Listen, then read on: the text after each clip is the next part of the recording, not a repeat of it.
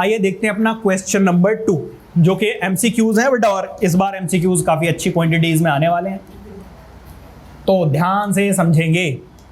देखो यहां पर मैं ज्यादा फेयरली नहीं करूंगा, रफली थोड़ा सा करूंगा, ध्यान से समझेंगे बेटा। देखो जरा, tan 30,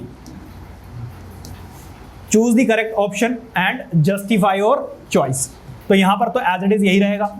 ऑप्शन है sin 60, cos 60, tan 60 और sin 30। जरा ध्यान देना बेटा, यहां पर देखो 2 tan 30 और tan 30 की वैल्यू होती है 1/√3।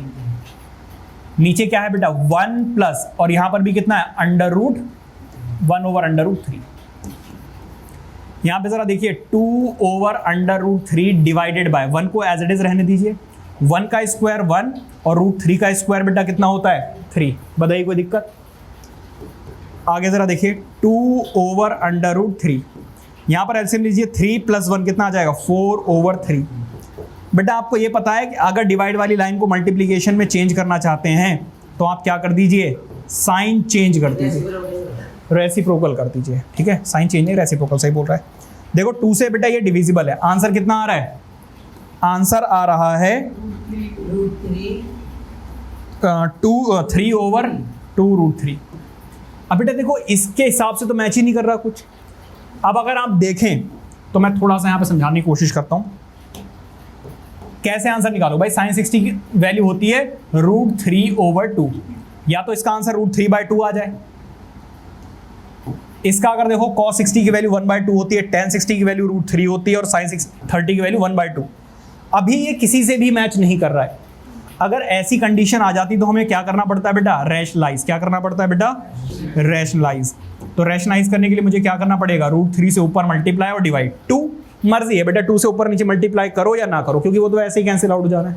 ठीक है, तो जरा देखिए अब बेटा देखो √3 से √3 कैंसिल आउट हो रहा है या नहीं हो रहा है? अरे नहीं करना है, ऐसे ऐसे कर दिया तो फिर सॉल्व ही नहीं होगा। बट काटने के लिए थोड़ी ना किया है। देखो ऊपर मल्टीप्लाई करो और नीचे क्या होगा, 2 को ऐसे ही छोड़ दो। √3 × √3 क्या होता है बेटा 3। 3 से 3 कैंसिल आउट, आंसर कितना आ रहा है √3/2। अब जरा मैच करो, ऑप्शन ए इज करेक्ट। समझ में आ रही बात है? नहीं तो बेसिकली देखो आंसर आएगा आपका नंबर में, और यहां पर क्या आ रहा है cos 60 cos 30 में। इसका मतलब आपको इनकी अगर वैल्यूज याद हैं तभी आप कर सकते हो, अदरवाइज बेटा ये वाला क्वेश्चन नहीं होगा। ठीक है, नेक्स्ट। अब ये है बेटा सेकंड पार्ट, इसमें आपको सॉल्व करके बताना भाई क्या होगा। देखो बहुत इजी है ये वाला। क्या करना भाई, देखो ऊपर तो है 1 और नीचे फिर क्या है माइनस tan 45 का स्क्वायर, और tan 45 की वैल्यू कितनी होती है 1, तो 1 का स्क्वायर। यहां पर कितना है 1 प्लस tan 45 की वैल्यू कितनी होती है 1, तो 1 का square. Any problem? 1 will be as it is. 1 का स्क्वायर कितना होता है बेटा 1, 1 यहां पर एज इट इज प्लस, और 1 का स्क्वायर कितना होता है 1, 1 - 1 कितना होता है बेटा 0, और डिवाइडेड बाय 2, तो आंसर कितना आ रहा है 0 आ रहा है। It means option D is correct. ठीक है, नेक्स्ट। इस क्वेश्चन को बेटा जरा ध्यान से समझिए। ठीक है, बहुत इंपॉर्टेंट क्वेश्चन है ये वाला, क्योंकि ये समझने में यूजुअली बच्चों को प्रॉब्लम होती है।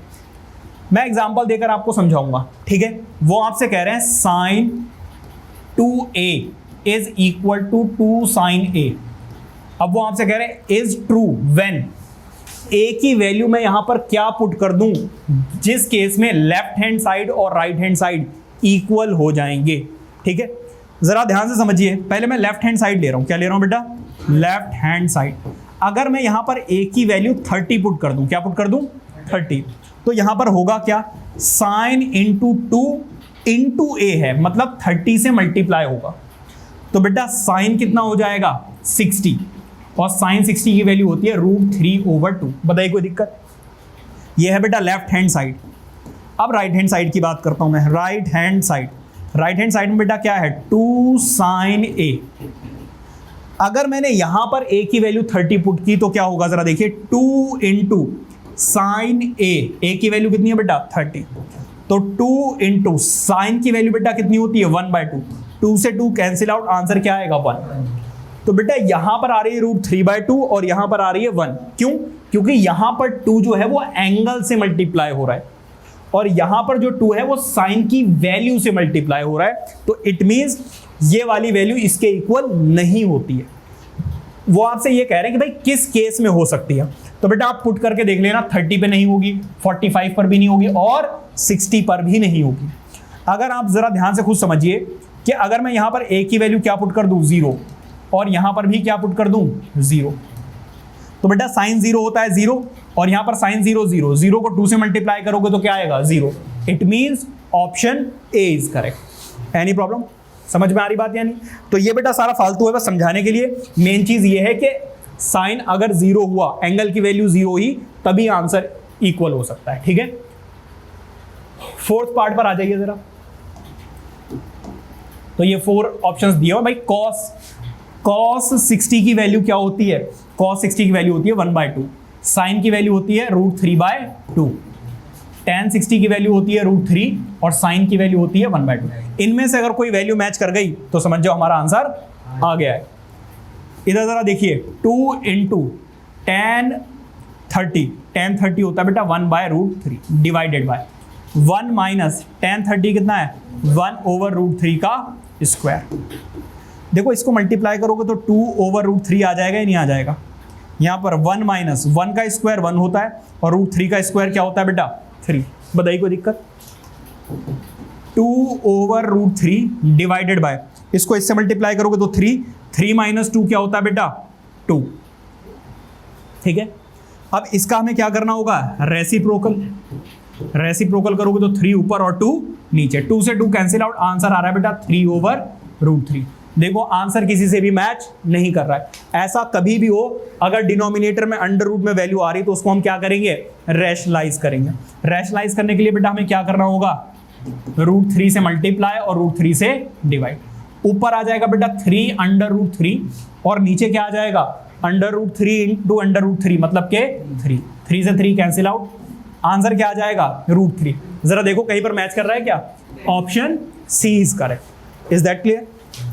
Please note it down.